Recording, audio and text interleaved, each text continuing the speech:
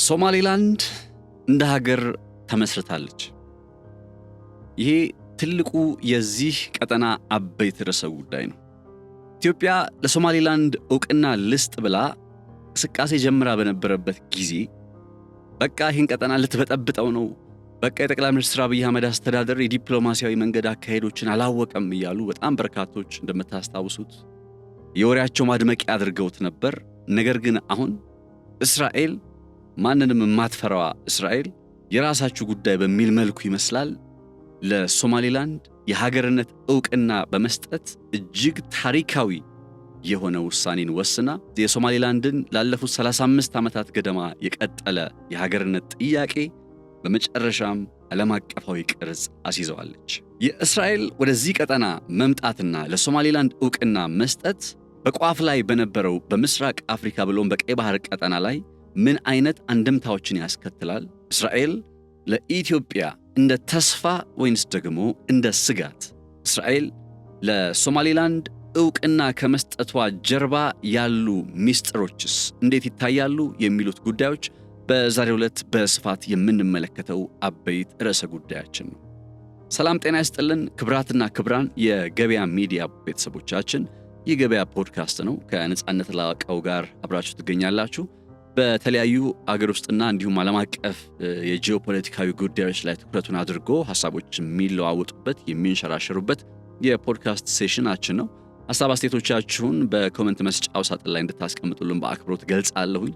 ባለፉት ቀናት ለእናንተ ይህን ዝግጅት ማድረስ ከጀመርኩበት አንስቶ ከተለያዩ የሀገሪቱ ክፍሎች በቀጥታም በስልክም ጭምር ሐሳብ አስተያየቶችን ለማድረስ እየሞከራችሁ ስለሆነ በጣም ደስተኛ ነኝ። ክብረት ይስጥልኝ። ሁላችሁም በያላችሁበት ስራዎችን አጠናክሮ ለመቀጠል ኢንስፓየር ያደርጋል፣ ያበረታታል። ማስተካከል ያለብንን ነገርም እያስተካከልን እንድንሄድ እድልን ይፈጥራልና አሁንም ሐሳብ አስተያየቶቻችሁ አይዘንጉ፣ አይረሱም። ለገበያ ሚዲያ አዲስ ከሆናችሁ ደግሞ ቻናሉን ሰብስክራይብ በማድረግ እንድትተባበሩ በአክብሮት ጠይቃለሁ። በዚህ ዩቲዩብ ቻናል ላይ በየዕለቱ በጣም በርካታ አዳዲስና አሁናዊ መረጃዎች ከስሩ እየተለቀሙ ወደ እናንተ የሚደርሱበት የመረጃ ምንጭ ነው። ስለዚህ የገበያ ሚዲያን የዩቲዩብ ቻናል ሰብስክራይብ ማድረጋችሁ አይረሳ። ወደ ዕለቱ አበይት ጉዳይ ይሻገራለሁ።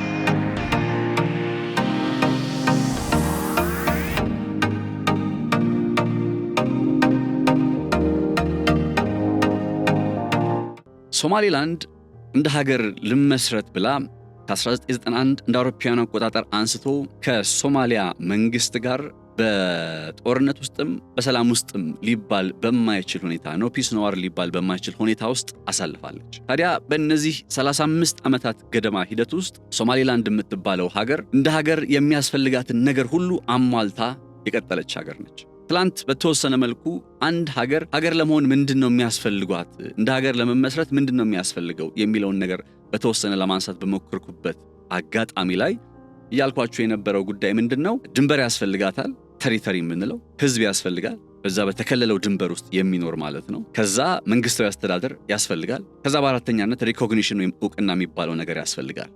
አሁን ሁለት ተሞክሮች አሉ። የመጀመሪያው ተሞክሮ ሀገራት ተገንጣይ ሊባሉ የሚችሉ ሀገራት ማለት ነው ከሚገነጠሉበት እናት ሀገር አሁን በሶማሊላንድ ጉዳይ ሶማሊያ ማለት ነው ለሶማሊላንድ ዕውቅና የምትሰጥ ከሆነ የሶማሊላንድ የሀገርነት ጥያቄ ጉዳይ አልጋ ባልጋ ሆኖ ነገሩ በቶሎ ይቋጫል። ልክ ኤርትራ ከኢትዮጵያ ስትገነጠል በነበረበት ወቅት ላይ እንደነበረው አይነት የታሪክ አጋጣሚ። ያ ሳይሆን ሲቀር ምንድነው የሚሆነው ሲባል በተለያዩ ዓለም አቀፍ አክተሮች የተለያዩ ሀገራት አማካኝነት ለዚች ሀገር ዕውቅና የሚሰጡበትና እንደ ሀገር በመመስረት ሂደቷ ላይ የራሳቸውን ሰበዝ የሚያኖሩበትና መሰረት የሚሆኑበት አጋጣሚ አለ። ከዚህ ቀደም በ2024 መጀመሪያ አካባቢ ላይ ኢትዮጵያ ከሶማሊላንድ ጋር በዚህ በአዲስ አበባ ኤምኦዩ ተፈራርማ ነበር። ያ ኤምኦዩ ኢትዮጵያ ለሶማሊላንድ የሀገርነት ዕውቅናን ስትሰጥ በአንጻሩ ሶማሊላንድ ደግሞ ለኢትዮጵያ የባርበራ ወደብ ላይ ተጠቃሚነትንና በሊዝ ጭምር የጦር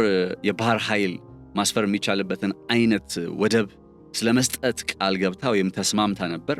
ነገር ግን ከዛ በኋላ በኢትዮጵያ አካሄድ ላይ በጣም በርትቶ የመጣው የዲፕሎማሲያዊ ጫና በተለይ ኢትዮጵያውያኖችም ጭምር በጊዜው የኢትዮጵያን ውሳኔ በተለይ በውጭ ሀገራት የሚኖሩ ዲያስፖራዎች እንደ ታላቅ የታሪክ እጥፋትና ስህተት አድርገው ኢትዮጵያ በጣም በዲፕሎማሲው መስክ እየተበለጠች እንደሆነ በጣም በተደጋጋሚ ትንታኔዎችን ሲሰጡ ከርመዋል። እኔ በጊዜውም በጣም የማላፍርበት ነገር ምን ነበር መሰላችሁ? ኢትዮጵያ የምትባለው ሀገር የዲፕሎማቲክ ካርዷን መጫወት አለባት። ኢትዮጵያ ሶማሊላንድ የምትባለው ሀገር በአንድም ይሁን በሌላ የሀገርነት ሁኔታ ውስጥ መግባቷ ስለማይቀር ይሄን አጋጣሚ ለመጠቀም ደግሞ ያኔም ነው ስናገር የነበረው በነገራችሁ ላይ አሜሪካ፣ እስራኤል እና ሩሲያ ኢቭን ኢራን እንኳ በራሷ ይህንን በሶማሊላንድ ውስጥ ያለውን የፖለቲካ ስነ ምህዳር እንደ አጋጣሚ ተጠቅመው በቀይ ባህር መግቢያ መውጫ ላይ ፍላጎታቸውን ለማስከበር ጥረት ሲያደርጉ እየተመለከትን ነበርና በዚህ ሂደት ላይ ኢትዮጵያም እንደ ሀገር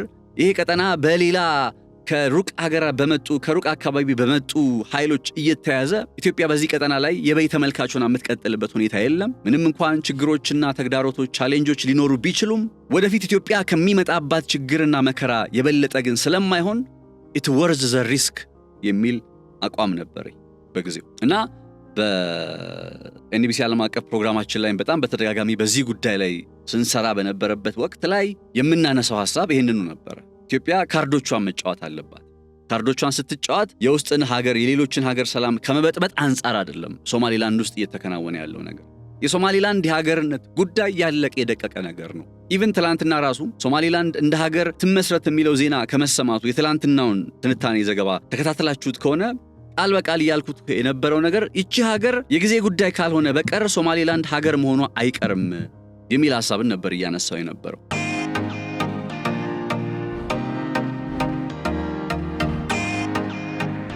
እና ሶማሊላንድና ሶማሊያ ለምንድነው በዚህ ደረጃ ወደ ሀገርነት መምጣቷ አይቀርም ወደሚል ድምዳሜ ላይ የተደረሰው ወይም የደረስከው ብላችሁ ብትጠይቁኝ ብዙ ነገሮችን ማንሳት እችላለሁ። ከነዛ መካከል ፎርም ሲያደርጉ ራሱ ከብሪቲሽ እና በጊዜው ቅኝ ገዢ ከነበሩ ኃይሎች ተላቀው እንደ ሀገር እኮ ፎርም ባደረጉበት አጋጣሚ ላይ ራሱ በ1960ዎቹ ማለት ነው እንደ አውሮፓውያን አቆጣጠር ያኔ ከቅኝ ግዛት ነፃ በወጡበት አጋጣሚ ላይ እንኳን ሁለት የተለያዩ አካላት ነበሩ። ሶማሊላንድና ሶማሊያ ሁለት የተለያዩ አካላት ነበሩ።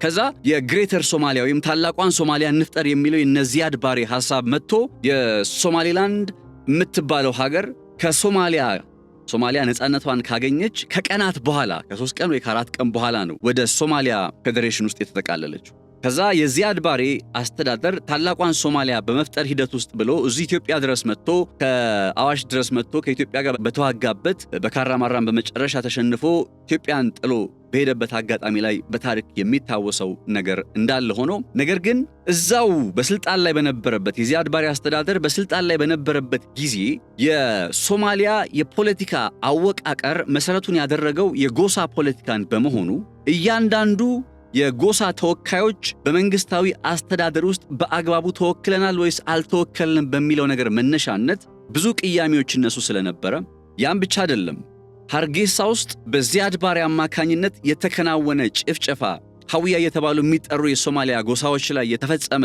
ጭፍጨፋ ዛሬም ድረስ የሶማሊላንድ ዜጎች ወይም ሰዎች እንደ ፕሪቴክስት ወይም እንደ ምክንያት አድርገው በየዓመቱ የሚዘክሩት ነው። እንደ ሀገር መሆን አለብን ብለው ሲናገሩም ደርሶብናል የሚሉት ይሄ የጣም ከፍተኛ የሆነ የጎሳን መሰረት ያደረገ ጭፍጨፋ እንደ ማሳያ ይቀርባል። ከዛ በኋላ የሶማሊያ እንዲሁም የሶማሊላንድ ጉዳይ ወደ ትጥቅ ትግል ውስጥ ነው ያመራው። በዛ የትጥቅ ትግል ሂደት የሶማሊላንድ ተገንጣይ ኃይሎች በዚህ በኢትዮጵያ ውስጥ ጭምር መሰረታቸውን አድርገው በመንግስቱ ኃይለማርያም በቀድሞው ወታደራዊ መሪ መንግስቱ ኃይለማርያም አማካኝነት ድጋፍ እየተደረገላቸው ከዚያድ ባሬ ወታደሮች ጋር የጦር ኃይሎች ጋር የሚዋጉበት አጋጣሚ ነበር ለበርካታ ዓመታት። 1991 እንደ አውሮፓውያኑ አቆጣጠር ላይ ሲደርሱ ግን በዚህ ሂደት መጡና ሶማሊላንዶች ከዚህ በኋላ ሶማሊያ ከምትባለው ሀገር ጋር ምንም አይነት ህብረትና ጥምረት የለንም፣ እኛ ሀገር ነን ብለው ድንበራቸውን፣ መንግስታዊ አስተዳደራቸውን፣ ህዝባቸውን ይዘው የራሳቸውን ፓስፖርት፣ የራሳቸውን መገበያያ ገንዘብ ይዘው በቀጠናቸው ላይ ከውጭ ሀገራትም ጭምር ግንኙነትን እያከናወኑ ቀጠሉ። እንደ አብነት በዩናይትድ ኪንግደም ወይም የሶማሊላንድ የእንግሊዝ ብሪቲሽ ኮሎኒ ከሚባሉት ውስጥ ስለነበረች ብሪቲሽ ሶማሊላንድ አይደለም የምትባለው። ሶማሊላንድ ከእንግሊዝ ጋር ኢንዲፔንደንትሊ ከሶማሊያ መንግስት ውጪ በሆነ መልኩ የባርበራ ወደብ አካባቢ ላይ የመንገድ ግንባታ፣ የመሰረተ ልማት ግንባታዎች የእንግሊዝ መንግስት ሲያከናውን ቆይቷል። ዩናይትድ አረብ ኤምሬት በትላንትናው ዕለት በስፋት የተመለከትናት ዩናይትድ አረብ ኤምሬት የምትባለው ሀገርም እንዲሁ ሶማሊላንድ ውስጥ ዲፒ ወርልድ እየተባለ በሚጠራ ኩባንያው አማካኝነት የወደብ ስራዎችን ስታከናውን ቆይታለች ከርማለች። ሶማሊላንድ ከእንግሊዝ ጋርም ሆነ ከዩናይትድ አረብ ኤምሬት ጋር እንዲሁም ከሌሎች ሀገራት ጋር በምታከናውነው ሂደት ላይ በየትኛውም አጋጣሚ የሶማሊያ መንግስት የፌዴራሉ መንግስት ታሳቢ አድርጋ አታውቅም። ኢንዲፔንደንትሊ በተናጠል ነው እነዚያን ስምምነትና አጋርነቶች ስታከናውን የቆየችው።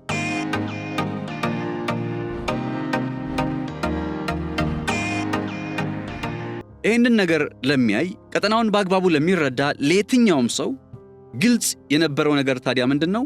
በእርግጥም የጊዜ ጉዳይ ካልሆነ በቀር የሶማሊላንድ ሀገርነት አጠያቂ አይደለም የሚለው ነጥብ ነው። ናው ኢትዮጵያ በፈረንጆቹ 2024 የመጀመሪያ ጊዜ ለሶማሊላንድ ዕውቅና ስለመስጠት በምትንቀሳቀስበት አጋጣሚ ላይ ተቃውሞው ለምንድን ተበራከተ? አሁንስ ደግሞ እስራኤል ለሶማሊላንድ ዕውቅና ስትሰጥ ያ ተቃውሞ የት ገባ የሚለውን ጥያቄ መመልከት አለብን። ይሄ እኛ ስናረገው ስህተት ሌላው ሲያረገው ልክ የሚሆን ነገር መርህ አልባነት ነው። እስራኤል ፍላጎቷን ለማስከበር በዚህ ቀጠና ላይ ምንድነው ወደዚህ ቀጠና የሳባት? እስራኤልን ወደ ሶማሊላንድ ያመጣት ነገር ምንድነው? በነገራችሁ ላይ የተለመደ እኮ አይደለም። እስራኤል የምትባለው ሀገር ከቀጠናዋ ውጪ ለመጀመሪያ ጊዜ ሊባል ይችላል። ምናልባትም እንደዚህ አይነት አጋርነትን ፈጥራ ፕሬዘንሷን ወይም መገኘቷን ስታረጋግጥ። መቼም አሁን ላይ እየወጡ ያሉ ዘገባዎች እንደሚያሳዩት ከሆነ የእስራኤል መንግስት ለሶማሊላንድ ዕውቅና በመስጠት ረገድ የመጀመሪያው በመሆኑ ብቻ ከፍተኛ የሆነ ጥቅም ነው ያገኘው። የጦር ሰፈር ያገኛል፣ የባህር ምናምን ያገኛል ከሚሉት ነገሮች በዘለለ ኢቭን በሶማሊያ የውጭ ግንኙነት ፖሊሲ ላይ ጭምር ከእስራኤል ፍላጎት ጋር በተስማማ ሁኔታ እንዲቀጥል ለማድረግ የሚቻልበትን አይነት አጋጣሚ መፍጠር ችለዋል። they played their card ካርዳቸውን ተጫውተዋል እስራኤሎች። እና ይሄ ስምምነት አሁን ለሶማሊላንድ ዕውቅና የመስጠቱ ስምምነት በግልጽ የሚያመላክተው ነገር እስራኤል በመጪዎቹ ጊዜ በዚህ የቀይ ባህር ቀጠና ላይ ጠንካራ የሆነ የጦር ሰፈርና የባህር ኃይሏን እንደምታስቀምጥ ነው። ያ ማለት ምን ማለት ነው? አሁን እስራኤል ከኢራን ጋር ከጋዛ ውስጥ ከሚገኘው ከሐማስ ጋር ብቻ በቀጠናው ከኦክቶበር 7 2023 ወዲህ የነበረችበት የጦርነት ሂደት ይታወሳል። ይሄ ጦርነት ኢቭን ኢራን ጋር የገቡበት ጦርነት ከሃውቲዎች ጋር እዚህ የመን ከሶማሊያ ጎረቤት አሁንማ የሶማሊላንድም ጎረቤት እንበላት እንጂ የሚንቀሳቀሱት የሃውቲ ኃይሎች ለእስራኤል ምን አይነት ከፍተኛ የሆነ ችግርን ሲያደርሱ እንደነበረ በግልጽ ታስታውሳላችሁ። አሁን እስራኤል ገና ኢትዮጵያ ለሶማሊላንድ ዕውቅና ልትሰጥ ነው የሚለው ዜና ይወራ በነበረበት ሰሞን እስራኤል የጦር ኃይሏን የጦር ቤዟን በሶማሊላንድ ውስጥ ስለማድረግ ዘገባዎች ይወጡ ነበር። ገብታችሁ መለስ ብላችሁ ልትመለከቱ ትችላላችሁ። እስራኤል በሶማሊላንድ ውስጥ የጦር ሰፈር ስለመገንባት ሲወራ የነበረው ኢትዮጵያ ለሶማሊላንድ ዕውቅና ልትሰጥ ነው የሚለው ዜና ይወጣ በነበረበት በዛው ተመሳሳይ ወቅት ላይ ነው። ስለዚህ ድንገት መጥቶ አይደለም አሁን ጠቅላይ ሚኒስትር ቤንያሚን ኔታንያሁ ለሶማሊላንድ ዕውቅና እንሰጣለን ብለው መግለጫ ይሰጡ። ድንገት የሆነ ነገር አይደለም። እዚህ ቦታ ላይ መምጣት ቢችሉ አንደኛ የሃውቲን ጥቃት ለመመከት የሚችሉበትን እድል ያጎናጽፋቸዋል።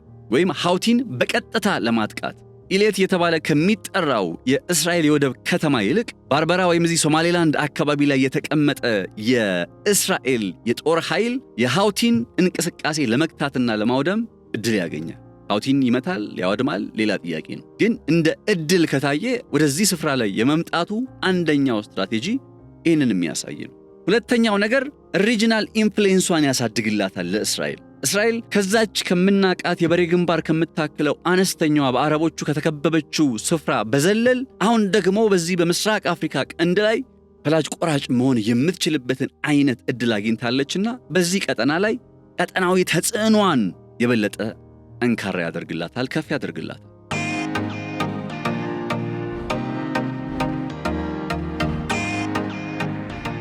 ይህንን አካሄድ እነ ዶናልድ ትራምፕ አንከተልም የሚሉ ዘገባዎችን ተመልክታችሁ ሊሆን ይችላል።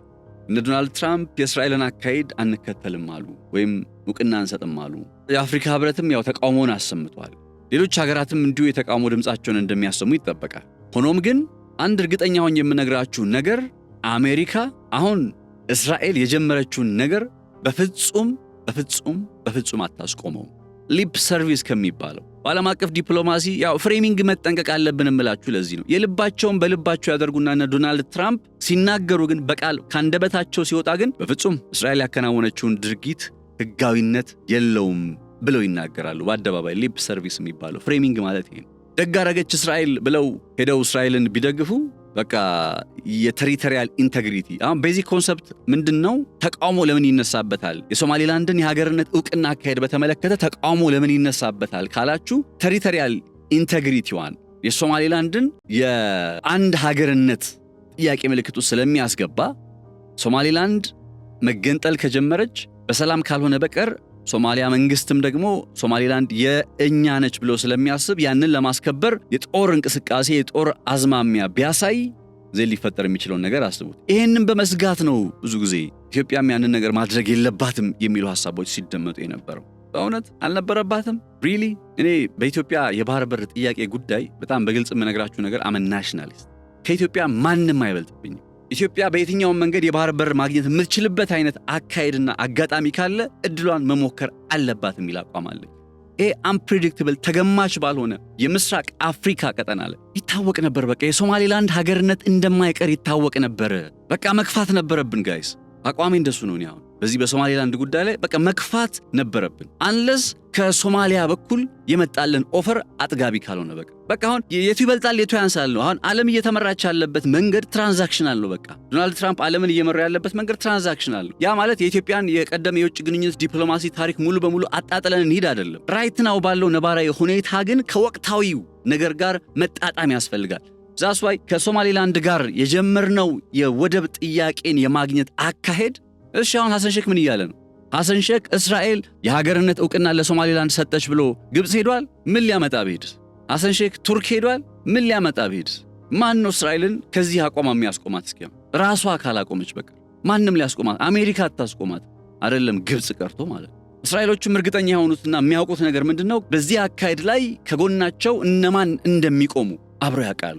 አሁን ዩልሲ የመጀመሪያው ነገር ከተከናወነ በኋላ ቀጣይ እነ እንግሊዝ ይመጣሉ፣ እነ ዩናይትድ አረብ ኤምሬት፣ ኢቨን ሱዳን እኮ እዚህ አሁን እኛ ጎረቤት ሱዳን ለሶማሊላንድ ዕውቅና ለመስጠት ድክድክ የምትል ሀገር ሆናለች። እንደዚህ አይነት ዘገባ አይታችኋል መሰለኝ። ሁለተኛዋ ሀገር ሱዳን ልትሆን ትችላለች የሚል ዘገባ እየተመለከትን ነው። ልትሆን ትችላለች በቃ አይቀርም። የሶማሊላንድ ሀገርነት ጉዳይ የሚቀር አይደለም። ከዛ ዩናይትድ አረብ ኤምሬት የጀመሩት ፕሮጀክት ዲፒ ወርልድ የሚባል ኩባንያቸውን ተጠቅመው ቢሊየን መልቲ ዶላር እያወጡ ኢንቨስት የሚያደርጉት ዲዩ ቲንክ ለሶማሊያ አስበው ኖ በሶማሊላንድ ውስጥ ሀገር መሆኗ ስለማይቀር እንዴት ተጠቃሚ እንሆናለን የሚለውን ነገር የመጪውን ጊዜ በማሰብ ካልኩሌት በማድረግ ነው።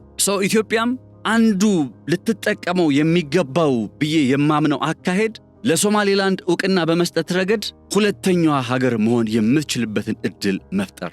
ይህን እድል ስንፈጥር ግን ምንድነው በምላሹ የምናገኘው? እንደቀደመው አይነት የባህር በራችን ላይ ማለት የባህር በር ጥያቄን መልስ የሚሆን የባህር ኃይልን ማሰማራት የሚችል አሁን ከሶማሊላንድ ጋር በተገናኘ ቱ ዘ ኤክስትሪም ነው መወራት ያለብን።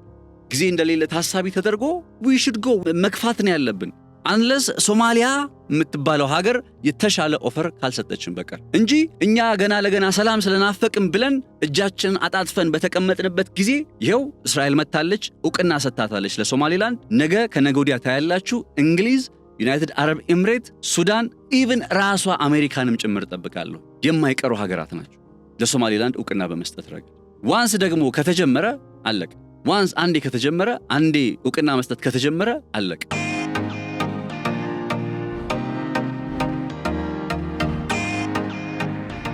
ሞሮኮ የዌስተርን ሰሃራ አካባቢ ላይ ታውቃላችሁ አሁን ከፍተኛዋ አትራፊ ሆና ለበርካታ ዓመታት ስትከራከርበት የኒና ስትላት የነበረችው ዌስተርን ሰሃራ ግዛትን በግዛቷ ጠቅልላለች። ሂደቱ እንዴት እንደተጀመረ ታውቃላችሁ?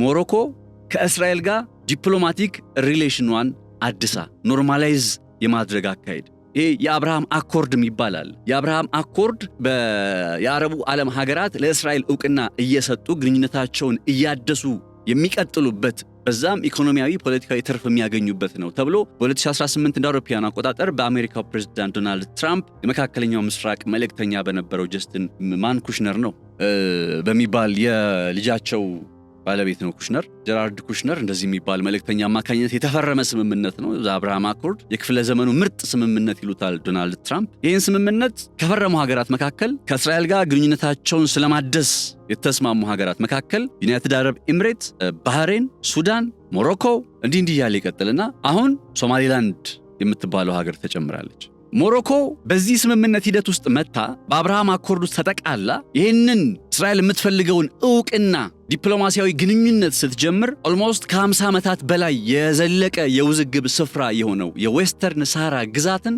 ሞሮኮ የራሷ ሉዓላዊ ግዛት አድርጋ መቀጠል የምትችልበትን ፖለቲካዊ ድል አስመዝግባለች።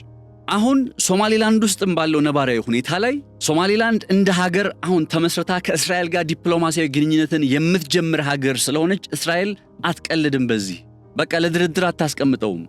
ታዩታላችሁ። ከዚህ በኋላ በሶማሊላንድ የመጣ በእስራኤል መጣ እስኪባል ድረስ ነው ነገሩን የምታከረው እስራኤል። ምክንያቱም በአረቡ ዓለም ላይ እስራኤልን በተመለከተ ያለው አቋም ምን እንደሆነ ይታወቃል። ያንን በተመለከተ እንዲቀየር አስተሳሰቡ እንዲቀየር ከእስራኤል ጋር ግንኙነቶች ኖርማላይዝድ እንዲደረጉ ጥረት ይደረጋል። አሁን የሶማሊያ መንግስት ግዳጅ የሚሆንበት ምን እንደሆነ ታውቃላችሁ? ወይ ሄዶ በቃ እኔ ራሴ ከእስራኤል ጋር የአረብ ሊግ አባል እንደሆነ ታውቃላችሁ። የሶማሊያ መንግስት አሰንሼ ለእስራኤል ዕውቅና ሰጣለሁ፣ ከእስራኤል ጋር ግንኙነቴን አድሳለሁ ካላለ በቀር የሚቀየር ምንም ነገር አይኖርም። እንደዛም ቢሆን ስቲል ይቀየራል የሚል አመለካከት የለኝም። ስለዚህ እነሱ ሲያከናውን ሌላ ሀገር ሲያከናውነው ሰላማዊ ሆኖ እያለቀ እንግዲህ ጦርነት አላየንም አይደል? አሁን ግጭት አይተናል። ሲወራ የነበረውን ግጭት እያየን ነው ወይ? እስራኤል ለሶማሊላንድ ዕውቅና በመስጠቷ ሳቢያ ሲወራ የነበረው ያኔ ጠቅላይ ሚኒስትር ኤምኦዩ ተፈራረመ ሲባል ጠቅላይ ሚኒስትር አብይ አህመድ ከሶማሊላንዱ ፕሬዝዳንት ጋር ኤምኦዩ ተፈራረሙ ሲባል ሲወራ የነበረው የጦርነት ጋጋታና ስጋት አሁን አለ ወይ?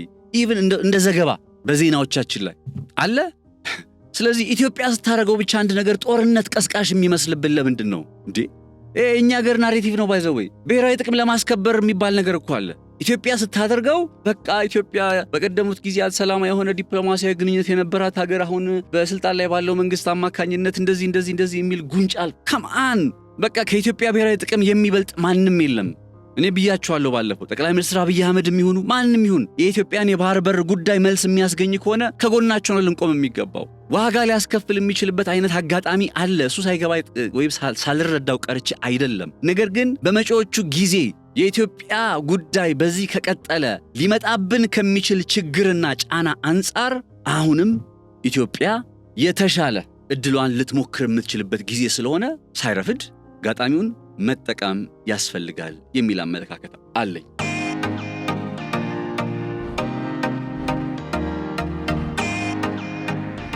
ይህንን የምታደርግበት ምክንያት ደግሞ በግልጽ ማስቀመጥ ነው። ምንም ድብቅ አይደለም። ለሶማሊያ መንግስት ሐሰን ሼክ እንደዚህ ሆኗል በግልጽ እንደምታየው ብሎ ማስረዳት ነው። ምንም ልንረዳ አንችልም። እኛ ከእናንተ ጋር ጥሩ ግንኙነት ይሻለናል ብለን ይኸው ልንጠቀምበት የምንችል እንደ እድል የቀረበልንን ነገር አሳልፈን ተውንላችሁ ለእናንተ ብለን ለወንድሞቻችን ህዝቦች ብለን። አሁንም ግን የሆነ ነገር የማታረጉ ከሆነ እንደዚህ ነገር ብናደርግ ከሶማሌላንድ ጋር ዕውቅና ወይም ግንኙነት ብንጀምር እንዳትቀየሙ ብሎ በግልጽ ማሳወቅ ነው። ምርጫውን ለነሱ መስጠት ነው። እንደዚህ አይነት አጋጣሚ ላይ ዲፕሎማቲክ ሌቨሬጆችን ይዞ ጥቅምን ማስከበር ካልተቻለ how ከዛስ መቼ? ይህንም ማድረግ መቻል ለምን ይጠቅማታል? ኢትዮጵያ አማራጮቿን ያበዛላት። አሁን ጅቡቲ የምንላት ሀገር ጀማሪፍ አጋጣሚ ነው እንጂ ጅቡቲ ከግብጽ ጋር ግንኙነት ጀመረች ብለን አይደለ ከዳችን እያለን እየተቆጨን አይደለ? አማራጭ ስለሌለና አማራጭ ቢኖርስ ልትሄጂ ነው።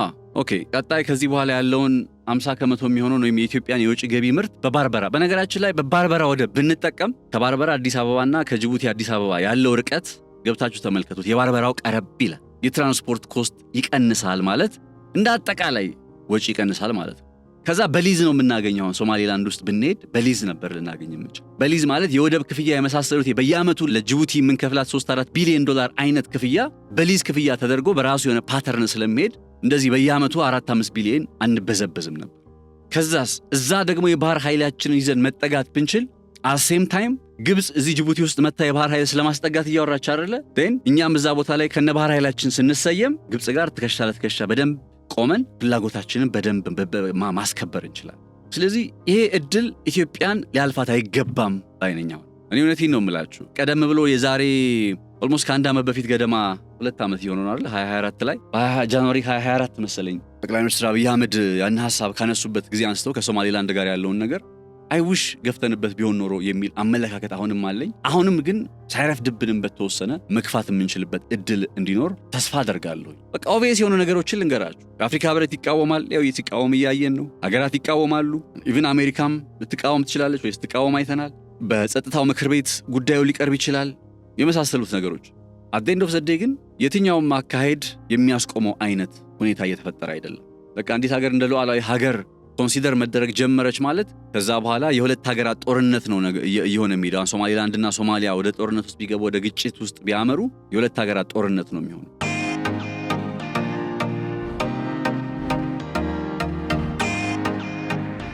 እንደምታውቁት ደግሞ ሶማሊላንድ በዚህ ቀጠና ባለፉት በርካታ ዓመታት በጣም ከ1991 እንደ አውሮፓውያን አቆጣጠር ጀምሮ በጣም ዲሞክራቲክ የሆነች ምርጫ እያከናወነች በየጊዜው ፕሬዝዳንቶቿን የምትቀያየር በጣም ዲሞክራቲክ የሆነች የተረጋጋ የፖለቲካና የኢኮኖሚ ስነ ምህዳር ያለባት በጣም የተመቸች ሀገር ነች እና በዚህ ቀጠና ላይ እንዲህ የተረጋጋ አይነት ሀገር መገኘቱ በራሱ በጣም ትልቅ ነገር ነው። አንለስ እንግዲህ ሌላ የጀርባ ኮንስፓይሬሲ ከሌለ በቀር በዚህ ቀጠና ላይ ይሄንን የተረጋጋ ኢኮኖሚያዊና ፖለቲካዊ ስነ ምህዳር ማደፍረስ የሚፈልጉ አይመስለኝም የዓለም አቀፉ አክተሮች ማለት ነው። ስለዚህ የሶማሊላንድን የሀገርነት ጥያቄ ጉዳይ በተመለከተ ነገሩ አሁን የበለጠ ውሃ የሚያነሳ የመሆኑ ጉዳይ በግልጽ ስለታየ አጋጣሚዎችን መጠቀም መቻል ተጠቃሚ ያደርገናል የሚል አመለካከት አለኝ። እሱ ጋርም ስተክ ማድረግ እንዳለብን ወይም እሱን መያዝ እንዳለብን ማምናለሁ። ይሄኛው ዕድል እነ ግብፅን በዚህ ቀጠና ላይ ለመገዳደር በምናደርገው ጥረት ውስጥ እነ ኤርትራን አሁን አማራጭ የላችሁም ብለው አይደል ኤርትራዎች ብዙ ጊዜ ከዚህም ከዛም የተራወሱ የነገረኛ ስራ በኢሳያስ አፈወርቂ አማካኝነት እየተከናወነ የሚገኘው እንግዲህ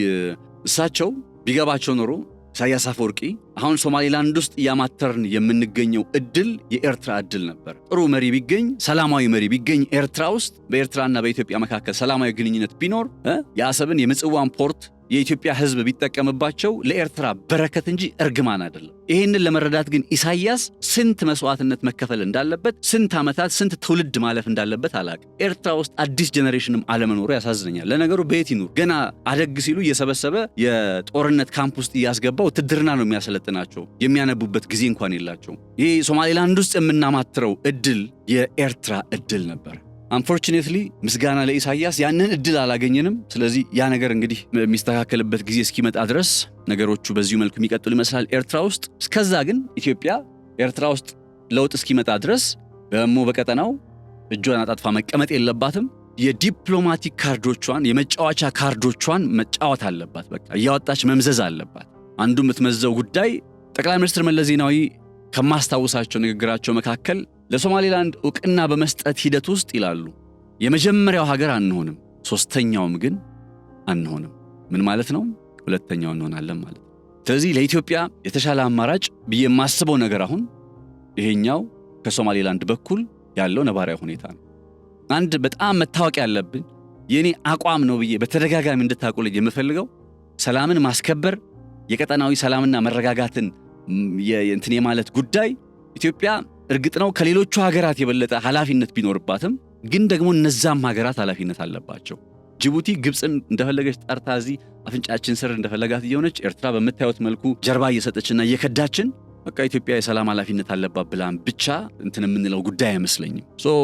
ሰላም የሁሉም ኃላፊነት ነው። ሁሉም ዲፕሎማቲክ አማራጩንና እድሉን ሊጠቀም እየሞከረ ነው። የእስራኤል ወደዚህ ቀጠና መምጣትም በቀጥታ ከዚህ ጋር የሚገናኝ በመሆኑ ይህንን እድል ኢትዮጵያ መጠቀም አለባት የሚል አመለካከት አለኝ።